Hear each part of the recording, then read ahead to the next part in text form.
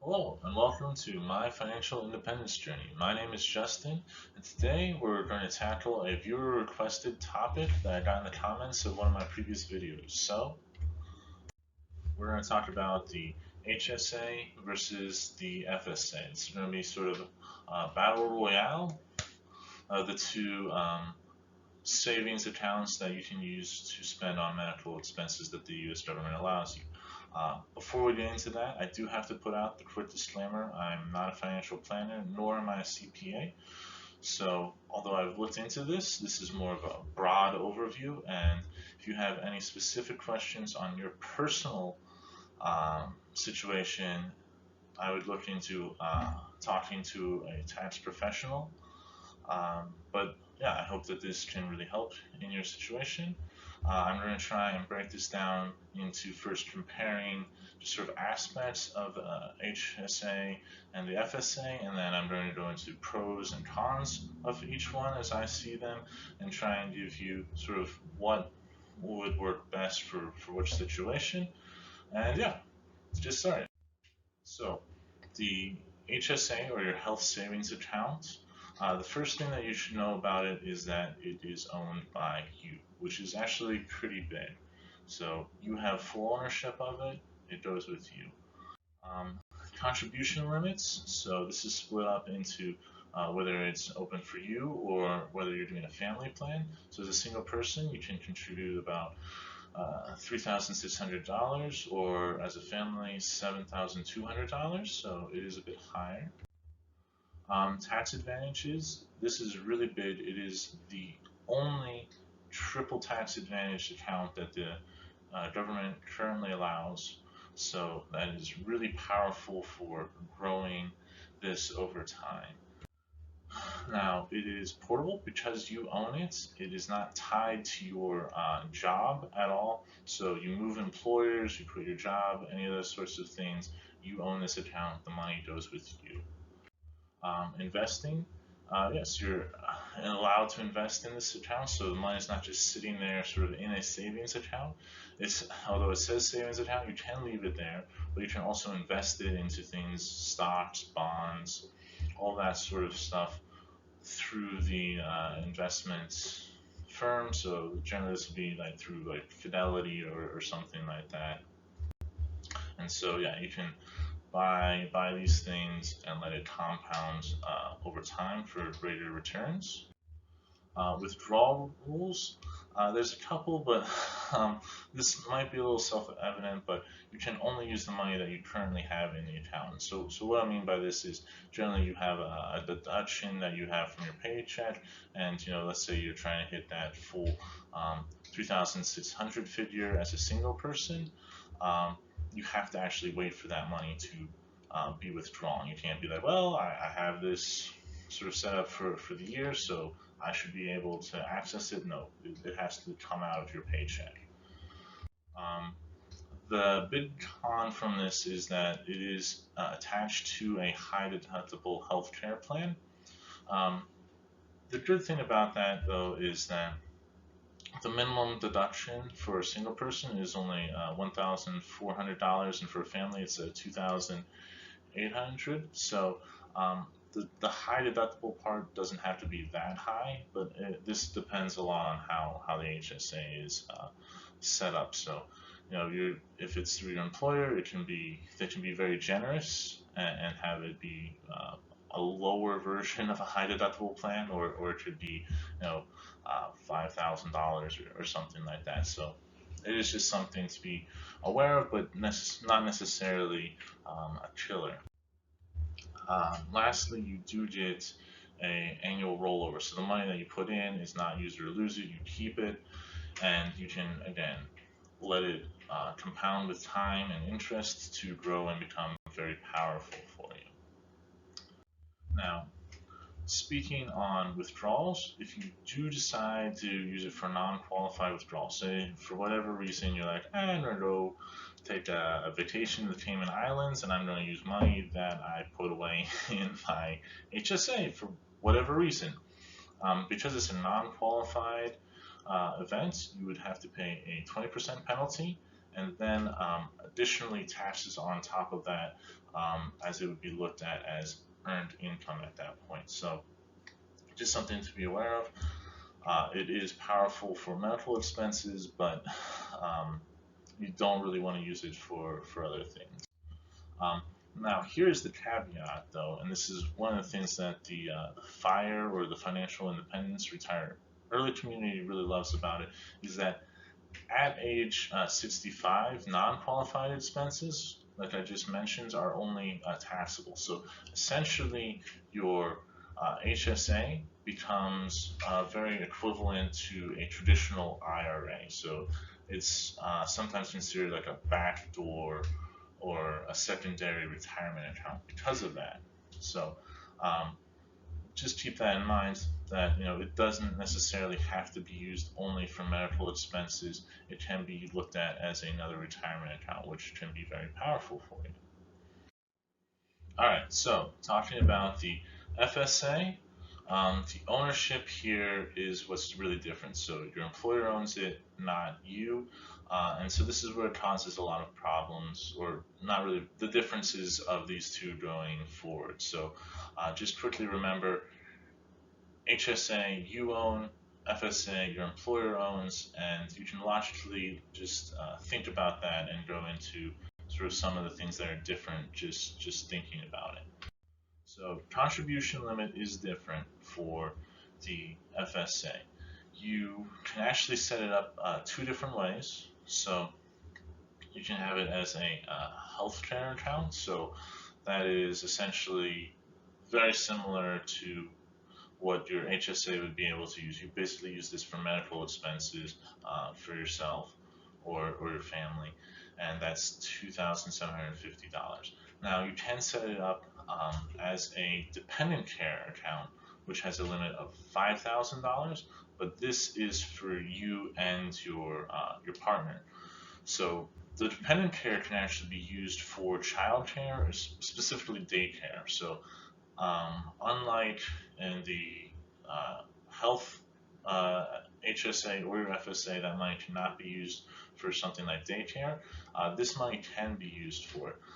But again, the limit is set for you as a couple. So you can't have a $5,000 account and your spouse has another $5,000 account, so you can have $10,000 tax-free to spend for this.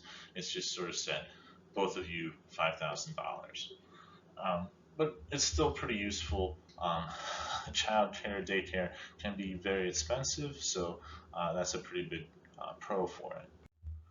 Tax advantages. So now we get into it, and this is pre-tax dollars. So it gets taken out of your paycheck, but no taxes are taken off of that. So it's one tax advantage.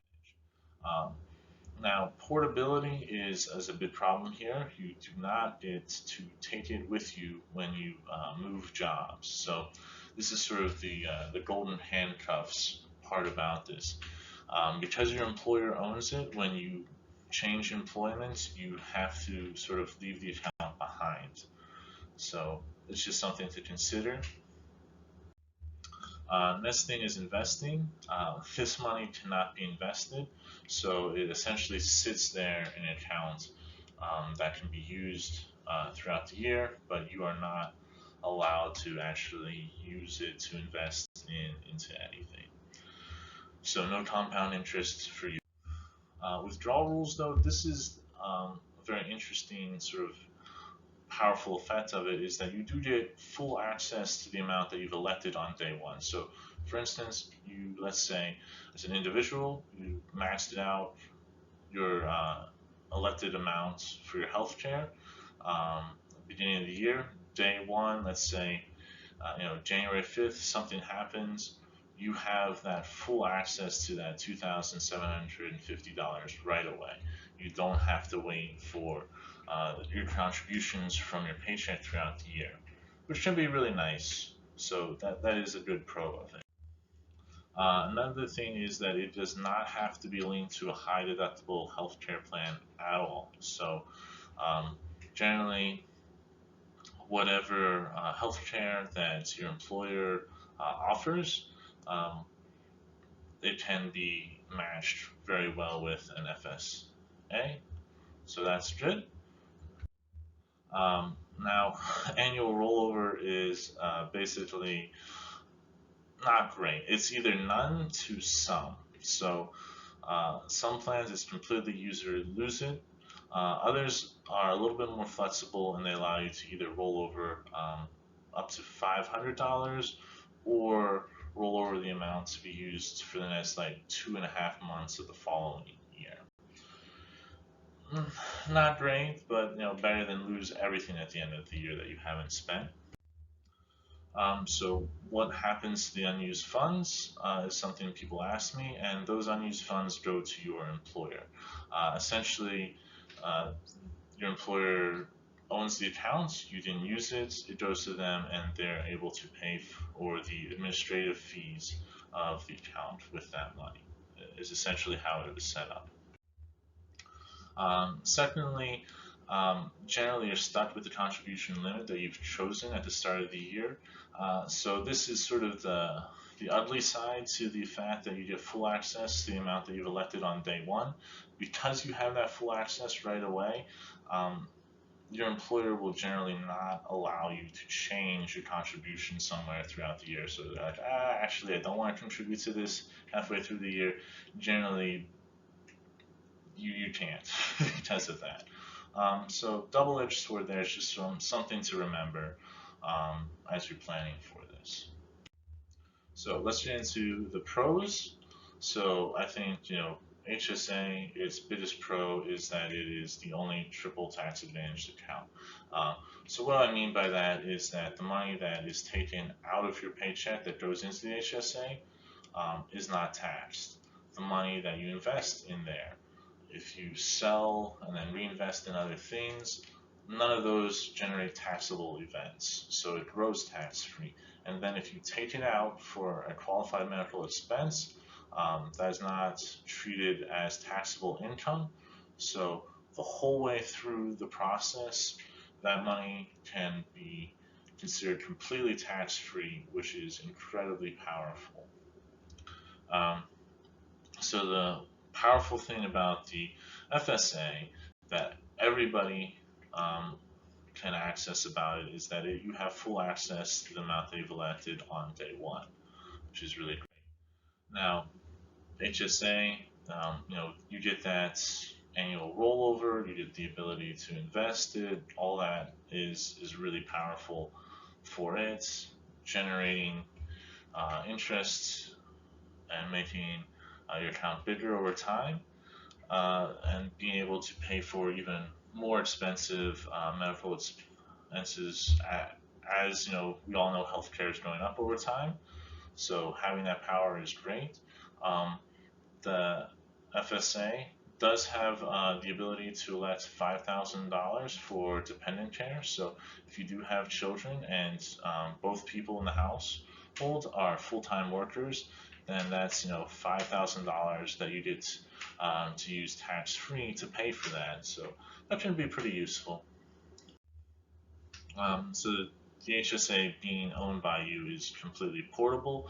You can take it with you. You don't have to worry about your employer ever trying to claw that money back from you in general. So you're not handcuffed ever really to your employer, and if you move to a different employer, you can either keep it, roll it over, you can have your own elective out of your employer's healthcare plan, get into another HSA on your own and keep it going. A lot of power there, but again, even if not, you get to keep that money and you can still use it for future medical expenses, even if your new job doesn't allow you to have an HSA, you just can't contribute to it at that point. So really powerful. The FSA not needing to be a part of a high deductible plan can be really good, especially considering what options your employer may offer. If you have really high deductibles, that could be a real problem, especially for people who have ongoing medical expenses. So getting away from something like that could be really useful. So biggest pro, HSA, I feel like it's really great for long-term health savings goals. goals. So growing an account or fund that's going to be able to fund you well into sort of retirement years where medical expenses are going to keep going up and up is really good. The FSA being able to pay for daycare services and giving you that ability to have full access day one is really great.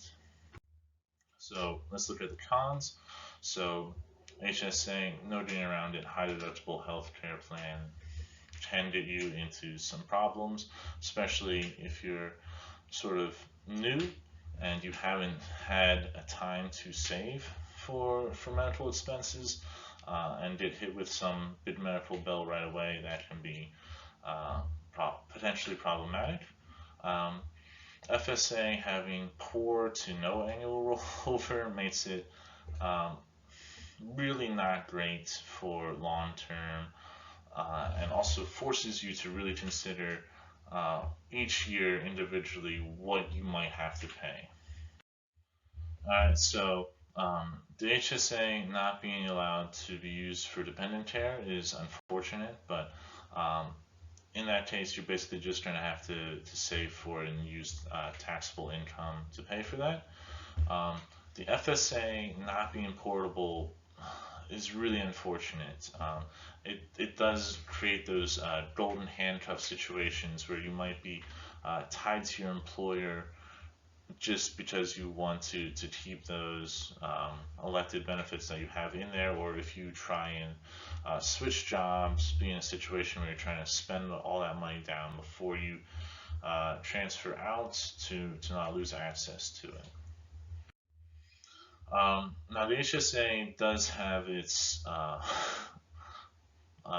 added record keeping for you, the owner. Essentially, you're proving anytime you spend that money. One of the really interesting things about this is that, at least the way that I understand that in HSA can be used, is that you do not have to use the money in that account to pay for expenses in that tax year. So for instance, if you keep saving money in an HSA, but you're paying out of pocket for your medical expenses, and say you do this for like 5 years or so, and then at the end of that 5 years you go to withdraw that money, and you have all the receipts, then you can withdraw a larger chunk all at once tax-free, and that gives you the additional benefit of having that money compound over time. So it can be very advantageous that way, but you do have to do record keeping. And I definitely check with a CPA before you actually go to withdraw money that way. Just because right now that might be how things are, doesn't mean that tax laws might not change in that case. So being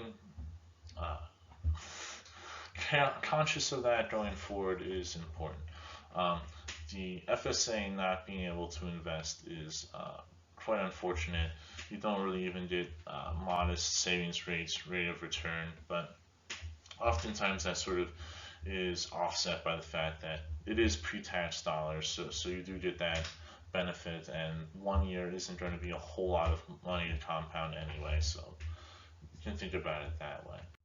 So, biggest problem for the HSA is the high deductible healthcare plan, and the biggest problem for the FSA is that although it does allow you to plan for maybe more events than an HSA would allow you to, it's sort of in this weird window where you only have a 1 year time frame to consider it. So you sort of have to plan for the future, but not plan too far into the future, and it just kind of ends up being awkward a lot of times. And so what ends up happening is people that do take advantage of it tend to underfund it because they're worried about not using it all in 1 year and then losing it going into the next year.